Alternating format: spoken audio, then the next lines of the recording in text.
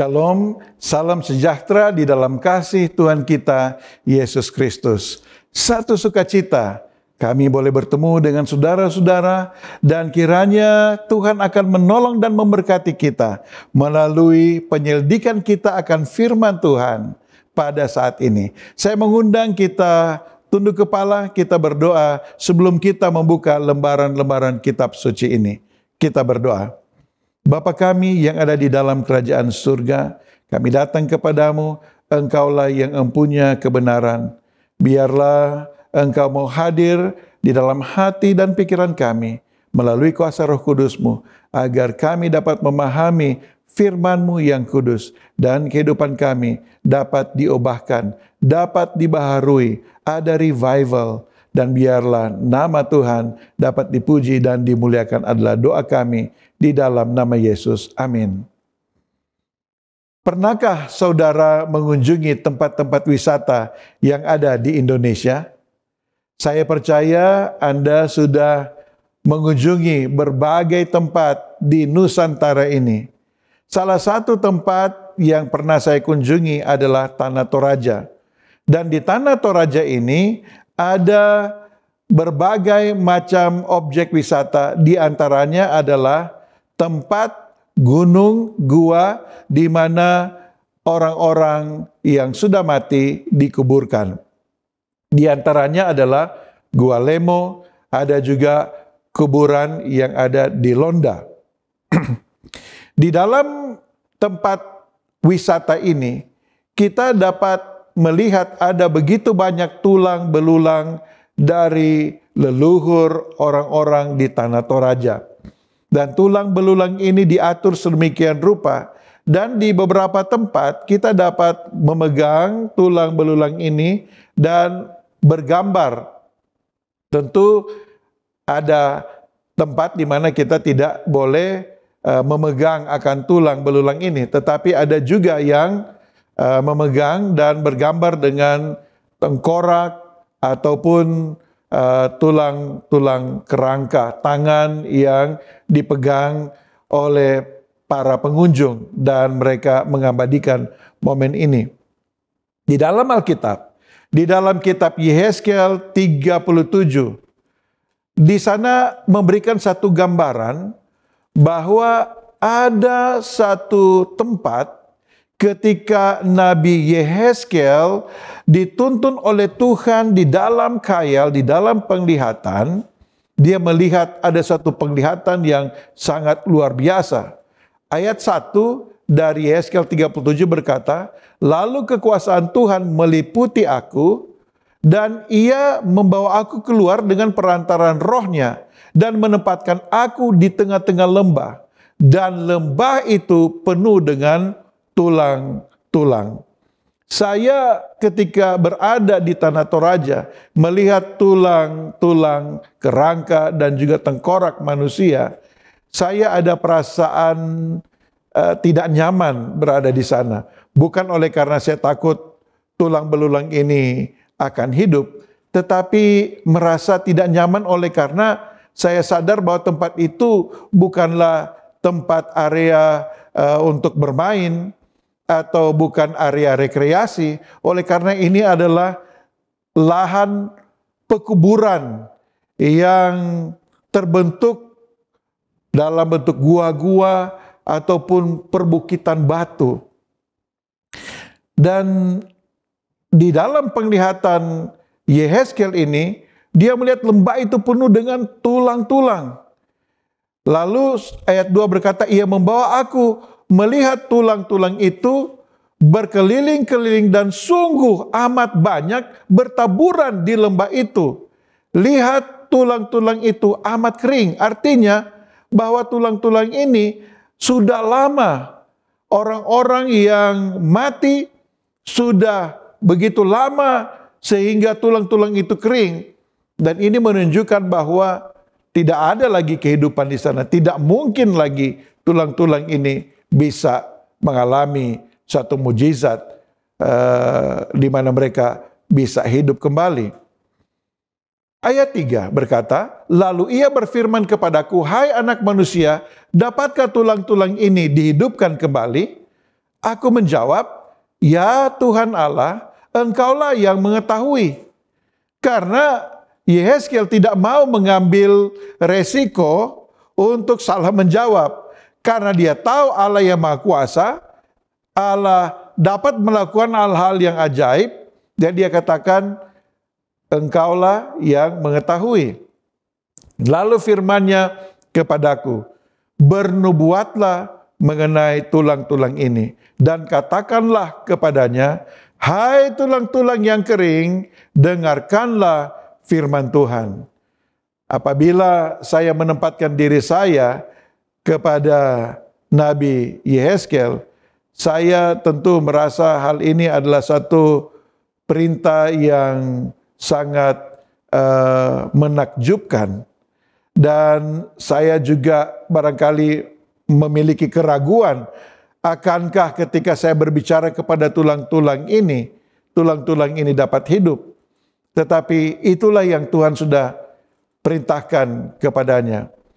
Beginilah firman Tuhan Allah kepada tulang-tulang ini, aku memberi nafas hidup di dalammu, supaya kamu hidup kembali. Aku akan memberi urat-urat padamu dan menumbuhkan daging padamu.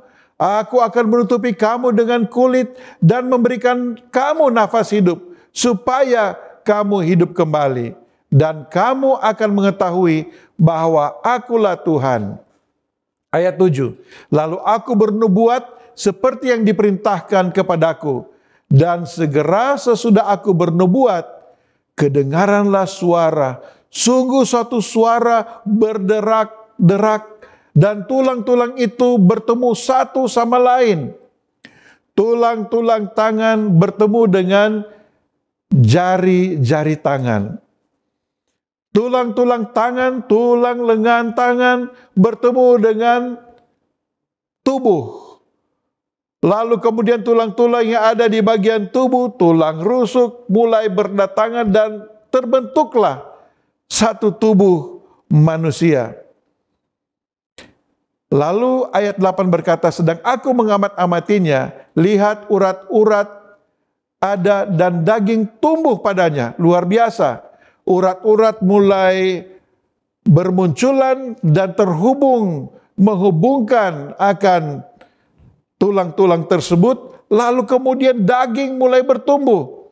Kemudian kulit menutupinya.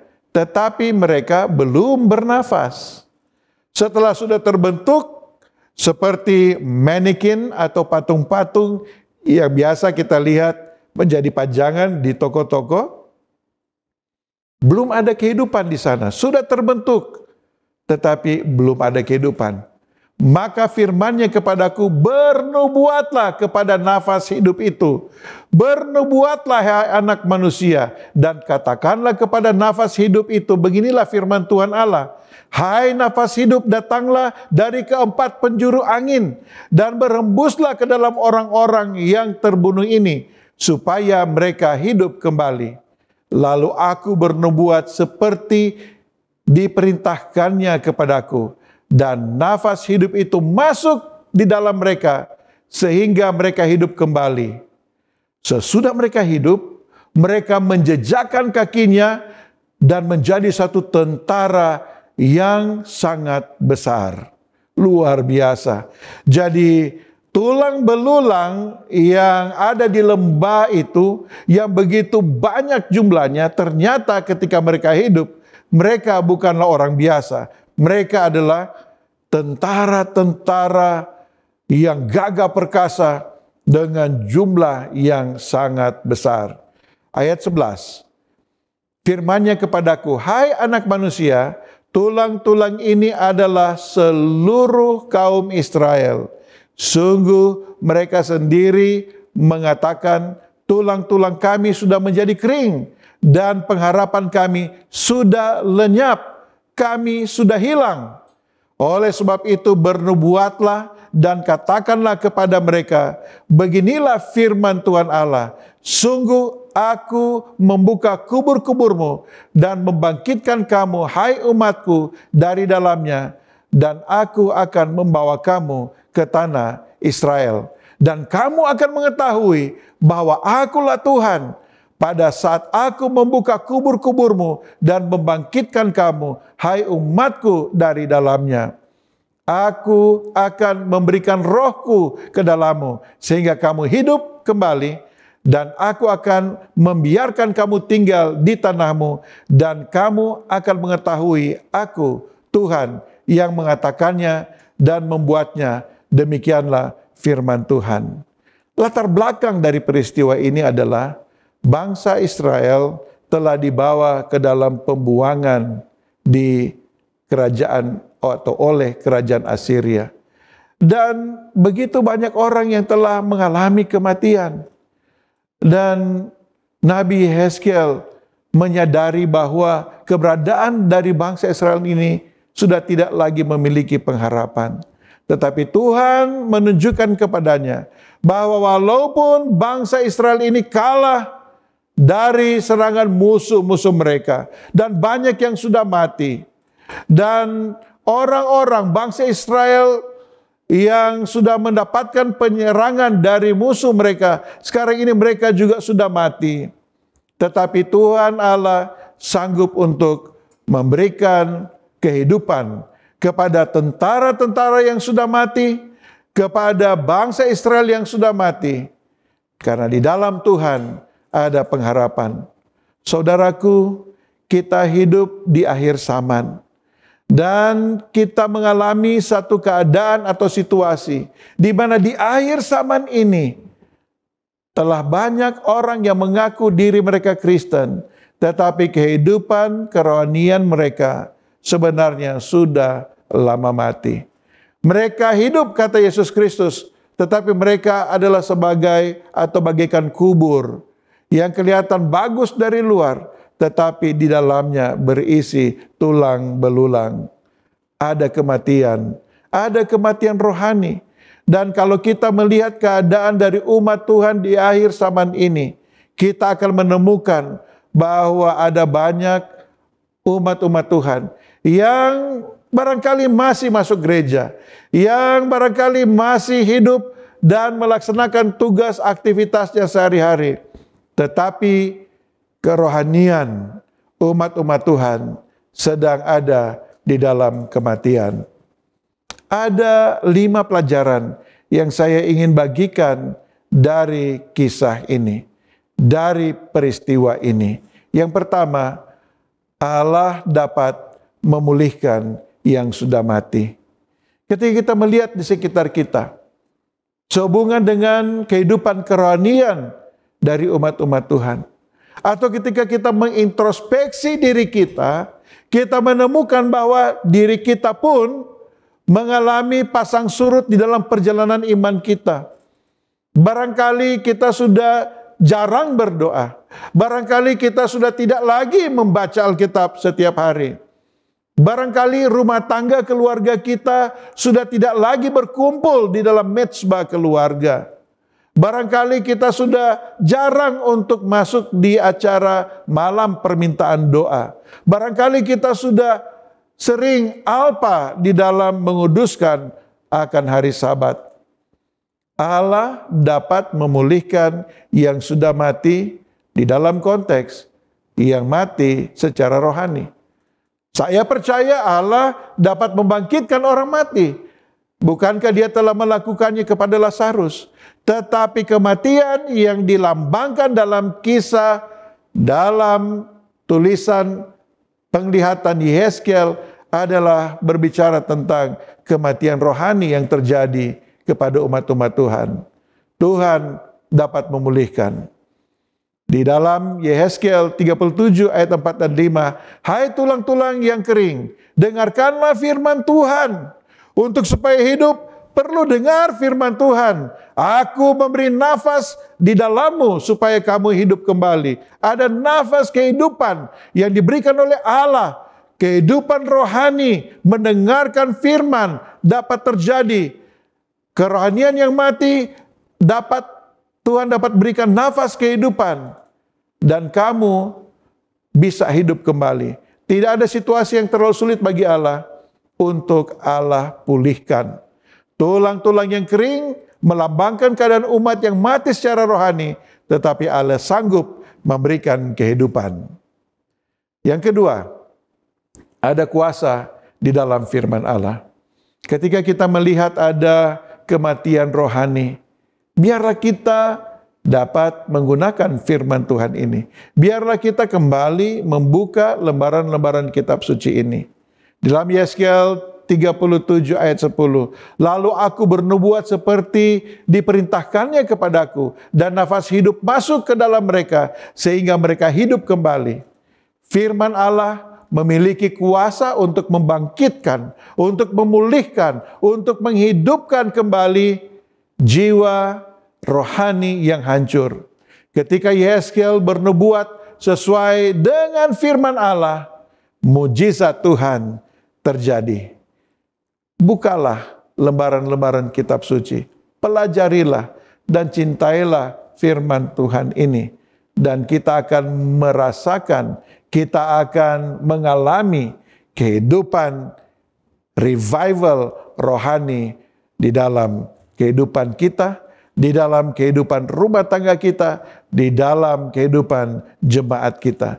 Yang ketiga, ketaatan dalam rencana Allah. Yesaya 37 ayat 4, bernubuatlah mengenai tulang-tulang ini, dan katakanlah kepada mereka, hai tulang-tulang yang kering, dengarkanlah firman Tuhan. Yesaya harus taat kepada perintah Tuhan. Dia tidak merasa takut ataupun dia mengundurkan diri dari satu pekerjaan yang kelihatannya mustahil. Dia taat kepada apa yang dikatakan oleh Tuhan kepadanya. Ketaatan Yesaya untuk bernubuat menunjukkan bahwa Allah bekerja melalui orang-orang yang taat kepadanya. Melalui iman dan ketaatan, penurutan yang nyata dalam tindakan kita, kehendak Allah itu dapat dinyatakan dan dapat terjadi. Yang keempat, Roh Kudus adalah sumber kehidupan. Kita tahu bahwa revival dapat terjadi kalau kita menerima kuasa Roh Kudus. Kalau Roh Kudus itu mendapatkan tempat yang terbaik di dalam kehidupan kita. Kalau Roh Kudus itu yang mengendalikan dan mengatur kehidupan kita. Di dalam ayatnya yang ke-14 dari Yesaya 37, aku akan memberikan rohku ke dalammu, sehingga kamu hidup kembali. Kehidupan rohani atau spiritual life yang sejati hanya dapat kita peroleh melalui Roh Allah. Tulang-tulang yang kering secara rohani tidak dapat hidup kecuali Roh Allah menghidupkan mereka. Biarlah kita selalu meminta kehidupan kita dituntun oleh Roh Kudus, dan biarlah Allah boleh tinggal dalam hati dan hidup kita melalui kuasa Roh Kudus yang mengendalikan, yang menguasai seluruh kehidupan kita. Dan yang terakhir, ada pengharapan bagi pemulihan yang dapat kita peroleh dari Tuhan. Di dalam Yesaya 37 ayat 12, aku akan membuka kubur-kuburmu dan membangkitkan kamu, hai umatku, dari dalamnya, dan aku akan membawa kamu ke tanah Israel. Umat-umat Tuhan, mereka kelihatan hidup tetapi mati secara rohani. Tuhan memberikan satu pengharapan. Ada pemulihan apabila kita mengundang Tuhan hadir di dalam kehidupan kita. Apabila kita mengizinkan firman Tuhan itu dibukakan, kita baca, dan ada ketaatan kepada firman Tuhan. Kuasa Roh Kudus akan menolong kita untuk hidup. Kita akan memiliki revival. Kita akan hidup kembali secara rohani. Ada harapan bagi setiap orang yang percaya. Seringkali kita sebagai manusia sudah angkat tangan terhadap keberadaan kita ataupun terhadap keberadaan saudara kita. Oh, mereka sudah jauh. Oh, saya tidak dapat lagi meninggalkan kebiasaan-kebiasaan yang tidak berkenan kepada Tuhan ini. Saya sudah jatuh terlalu jauh.